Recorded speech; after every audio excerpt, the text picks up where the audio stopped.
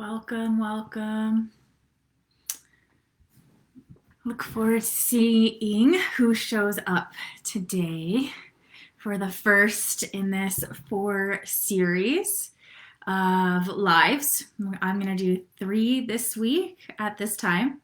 It's Wednesday, Thursday, Friday, and then 1 next week in honor of how I've been thinking about creating safer space, creating trauma-informed care as a care provider. So whether we are coaches or therapists or facilitators or healers, this is a conversation for you. And today I'm really looking forward to telling you why I don't tend to use the word resistance. Sometimes I slip up, but for the most part, when I hear that word, my whole body tenses and I kind of have this like dropping feeling in my heart because it's so resistance oversimplifies what's happening in such a dramatic and sometimes even violent way. And I would love to share more about what I mean by that. If you're here with me today and up for putting your name in the comments or just dropping an emoji to let me know you're here, that would be great.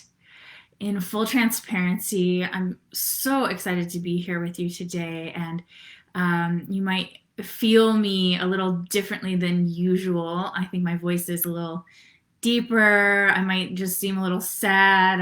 We're navigating some difficult things here in my community, and it's hitting me hard today. So just being myself right here with you. I try to do my best to welcome all of my emotions as I welcome yours when I can show up and be present enough to be here and share. And I think I can do that. But that's what's going on under the surface, if you can see that. So, hey, welcome. Good to see your emojis. I am not alone. Woo. So, I am getting a notification that my internet connection needs checking. Just gonna do that real quick. And let's dive in. I'd just love to hear from you if you're up for commenting. When you think of the word resistance in terms of in coaching or therapy or anything like that, what happens in your body? Say you are the client. If somebody kind of says or suggests that you're experiencing resistance, what do you notice inside yourself? Even just hearing that word. What happens? And I don't mean to be suggestive. Obviously, I have an opinion about it, but if you love it, you're welcome to share about that too. And as with everything I teach and facilitate, your experience is most important. Your wisdom is most important. These are just my thoughts, opinions, feelings, experiences, and I'm here to offer them. And if they land for you, great. If they don't, no worries. It doesn't mean it's right or wrong. So when I hear the word resistance, I feel contraction in my body. And I see the word contraction is right there in the comments. I feel tense. I notice my breath kind of slows or stops. I actually tend to armor up a bit. My mind starts spinning about all sorts of things that I might be doing wrong. I will go into shame at times because when I hear that, what the story is that I'm telling myself is, I must be doing healing wrong. I must not be going fast enough. I must not be open enough. All of these stories of things that I must not be to be in this process. Yeah, and I'm seeing someone else here commented, the front of my body becomes hard and pulling away. Okay, I'm not alone here. Whew, feeling more comfortable in the crowd. Yeah. So what I think is really important to know about this, because I know people's intentions are generally pretty good and loving, because resistance is talked about very casually a lot. Like it's just part of these systems we work in, and it's just a thing. That's something that's true about what we do. That's how it's presented. And I want to open up our thoughts to something different, or maybe a different way of looking at it, to hopefully elicit a sense of compassion, a sense of empathy, a sense of presence and connection for ourselves as care providers. And if you're not a care provider, to open that sense of compassion for yourself when you notice what you might call resistance in yourself as you're moving through any kind of healing process. Now, I'm not talking about the literal meaning of resistance. Like if I go to the gym and feel resistance in the weights, that's cool. You can use that word with me. But if we're talking about being in a deep emotional process of healing or growth, and what someone might call resistance arises, what I think we're really talking about is something that I call, and my teachers call, defensive coping strategies. Our systems and our bodies are incredibly wise. So often what happens when we're in a healing process, we do an expansion and a contraction, expansion and contraction, and on and on and on. And when we're opening to a new way of being or learning, whether it's a somatic process or a cognitive process, parts of ourselves show up that gets challenged by our healing. It's like, I don't know if I really want to grow into that. I don't know if I want to heal that. And so a contraction comes in, a part shows up that has been wired to take care of us. It has been wired to help us survive. It's wired to help us cope.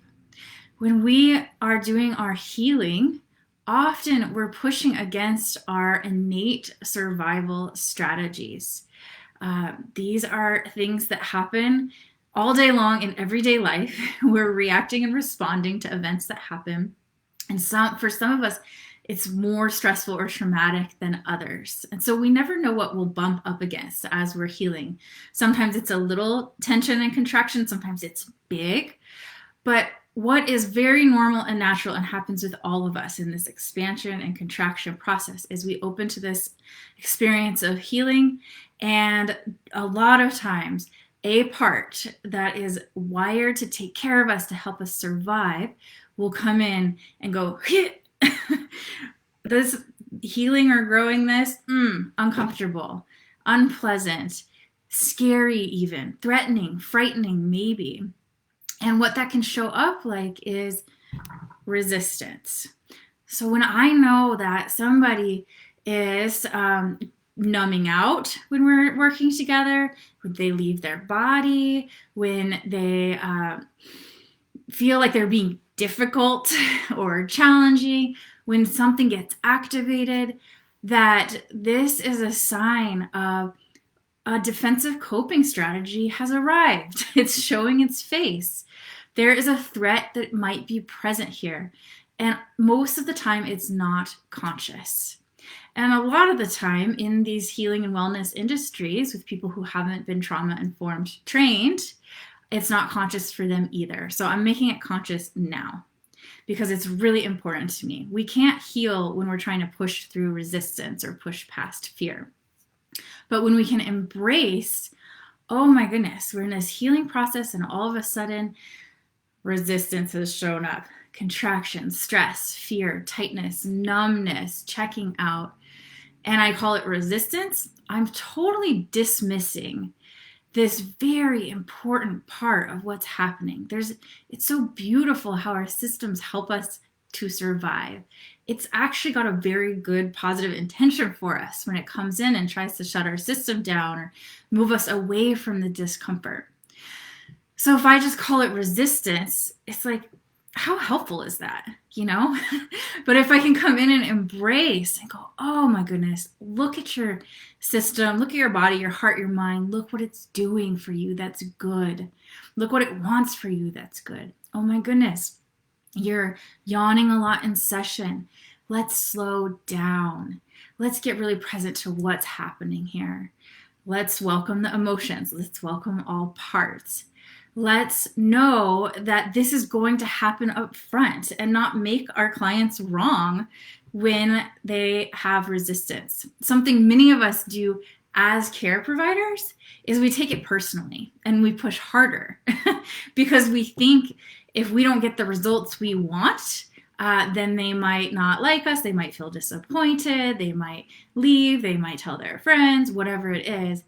And when we come in with that pushing harder towards resistance because of our own insecurities, it's a real bad recipe for our clients not feeling safe, not feeling seen, heard, or understood in ways that are deeply important for healing in a sustainable way, in a trauma-informed way. So let's just take a few full breaths together and imagine in this moment anything in our own bodies that's feeling resistance, or what I would call tension, contraction, tight breath, just name it what it is. Let's just take 3 breaths and give space to anything at all that's here that needs our care and compassion.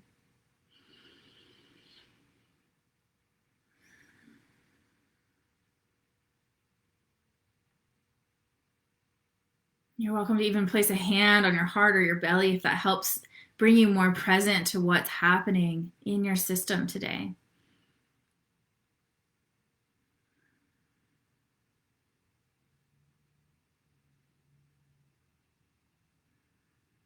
Yeah. And I really welcome questions, comments in the discussion here, because I love to respond to anything that's coming up for you as it's arising. The other piece I want to share about this is, it just evaporated from my mind. Hold, please. I don't know. It'll come back for sure. The compassion that can arise and the connection that can come when we create a new perspective here around, oh, this is somebody's defensive coping strategies. This might be somebody's trauma response to when somebody has an agenda with me, or when I have an agenda to me. When we know there's space for all of this, here's the thought. It's that we can actually celebrate when this experience of what people call resistance shows up. We celebrate it. We say, this is normal. This is welcome. This is something I was expecting. This is something everybody goes through. This is something I go through. And even just notice what happens in your system when I say that. For me, it softens. It all softens. Okay, this is part of the process. This is part of what is important in healing. We learn to welcome these parts that show up, that feel under threat. A lot of these parts that have been helping us survive for sometimes decades, the last thing they want is to go away. They've been doing a really good job helping us cope, helping us move through our daily lives, our relationships, do all sorts of things. And so when we come in with this agenda for healing, which is great, it's great to have an intention around healing. But if we think it needs to happen in a certain time frame or a certain way, these parts tend to get louder and stronger. And so we want to be gentle with them. We want to honor the role they've had. We want to make space for them to have their feelings, have their needs, have their desires. So we're not pushing against them. We're flowing with them. We're actually working with them, welcoming them. Then that softness just arises naturally. Yes, we can put the shields down. We can put the armor down and know that this is part of being a human being. I see a lot of coaches and other care providers making resistance wrong so much. It makes me sick. Oh, that's just resistance. Just push through it. If we could just push through it, we would. It's not that easy. Our bodies, our nervous systems are intelligent beings. They are sophisticated. They have created all of these strategies, structures, and systems to keep us just the way we are, so that we don't have to go towards anything that feels threatening. And often healing and growth can feel threatening, especially if we go too fast, too far, too much, and don't slow down when we see these flags, when the body gets tight or tense or numb or checked out. And so we don't have to be trauma specialists to be able to look for these moments, to be able to welcome them. We actually can notice it in our own bodies a lot of the time as practitioners. We don't even have to be over there in our client's business so much. We can go, oh, there's tension here. Oh, I held my breath. Oh, I'm leaving my body. That might mean something's happening in the room that needs some slowing down. This is what trauma-informed care looks like. It's being aware and willing enough to breathe into things that feel uncomfortable and to know something intelligent is happening here. A survival strategy might be happening here. This is a big key to breathe, to connect, to get present, to ground. And that's going to be in the highest support of the people I'm working with. And it's amazing. Healing almost happens naturally when we do that. We don't have to be over there adjusting things in our client, trying to manipulate their healing. It's just like when we trust ourselves, when we see trauma responses or survival strategies show up, I'm just like, yep, that is what happens. Okay, this is normal. I'm here with this. I'm okay with discomfort. I don't need to push past any of that. That is the sign of someone who's willing to welcome everything, just as we need to be when we're trauma informed. Yes, yes, yes. Awareness. Awareness is a lot. We don't know what we don't know. And so when we become trauma informed, we start to look for these signs and symptoms. And then the compassion can come online instead of the fear, which drives so many people. They go into tiptoe mode instead of, oh yeah, I'm just going to ground down and soften my heart and welcome this. It's so different when we welcome, quote unquote, resistance from that place. If you feel up for putting that or any impact of what you're hearing right now in the comments, I have a feeling I'm speaking all of your all's language already, and we're all on the same page. But I'd just love to hear what's coming up for you as we're in this conversation together, whether it's remembering or being reminded, or you're feeling slower or affirmed or annoyed. Anything goes. Whatever it is great. I just want to see if there's anything else. And if you have questions, again, feel free to welcome them in. The series of talks this week are around how little snippets of things we can do and be as we start becoming trauma informed. And this is a big one. We start orienting our attention to things we might not have known before because we couldn't have known. Trauma-informed care is an absolute necessity when we're taking care of others because everyone has trauma. And so it's just a matter of going, oh yeah, I'm willing, I'm available to learn these pieces. And my hope during these lives is that you get the sense that it's not as daunting and as scary as maybe you thought it was. It's actually, my hope is that you're taking a deep breath going, oh, yes, that makes sense. Okay, I can continue to get curious about that. In my course, Creating Safer Space, it's just a lot of bite-sized things of maybe you look at it like this, or maybe you try that, or maybe you can work with your own nervous system in this way. Things that we implement one at a time here and there and build together. It's not just like trauma. We can actually be playful with it and have these little windows into what might be happening. Yeah, feeling very affirmed. Beautiful. Thank you. I'm seeing it feels awesome to realize that those uncomfortable feelings are important in guiding us in how to respond. They aren't wrong. They are information. Exactly. Our bodies are full of information. Our hearts are speaking all the time. Our minds are responding. And when we can take enough time to slow down, we can gather information. So when this thing we call resistance arises, we go, oh, isn't that interesting? If there's one thing I want you to walk away from today and this week with these talks is the phrases, isn't that interesting? And oh, it makes so much sense. It makes so much sense that somebody would be checking out right now. We've just done this beautiful piece of healing and there's systems coming in going, whoo, this is unfamiliar. I'm out of here. It's like, oh, that makes so much sense. Let's just make space for that part to show up and help that part feel more safe. And then the other piece of just taking 3 breaths. 3 breaths. Slow down. It's going to help everybody in the room. Yeah.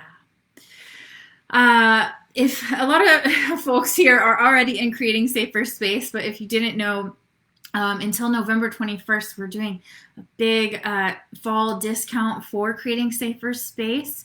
I'll put in the comments what the code is. It's $150 off November. I'll put the link to the course too. If you sign up now in November, before November 21st, you get to have a couple calls with me in December as you're learning the material. You also get to show up for next April's 6-week course. So that'll give you time to really integrate the information, learn it, try it on, practice, and then let yourself come immerse yourself, share your wisdom, share your celebrations, your challenges in April's course. And then we're changing the structure of Creating Safer Space. We usually just keep it open for registration all of the time, but I'm wanting to keep a more intimate group as we're creating safer space together. So next April will be the last time that everybody gets to join from the course. And then each time people want to join after that, I think they'll pay, I don't know, $100 or $50 or something. It's somewhere on the sales page. But now if you sign up, you get November's calls, you get April's calls, you get all that time to integrate and practice, and you get $150 off. So I hope you join me. I love doing this. This is my favorite thing to do, is talk trauma. It brings me joy to know the impacts and ripples it has going around the world, and to see you all and what you're doing and how you're bringing it to the world. So thank you again so much for showing up, for commenting. Sometimes people don't comment and I feel like I'm talking into space. So it's really good to be here with you all. And I look forward to seeing you tomorrow. Same time, same place. Feel free to share this video with anyone you know that might like a perspective shift, might feel supported by receiving this experience into their nervous system. Feel free to write in the comments any ideas you'd like to add to this. We are all wise beings in practice here, and we all get a seat at the table. So please jump in there. Discussion is the most important thing to me here around this, that we're just always talking about it, because new things are always coming. Thank you so much for your comments around my community. It's actually really grounding to be here with you. It's been a hard day navigating some challenges, illness around. So thank you. It's very nourishing to get to be here with you. All right, we'll see you tomorrow. Have a beautiful day. Bye.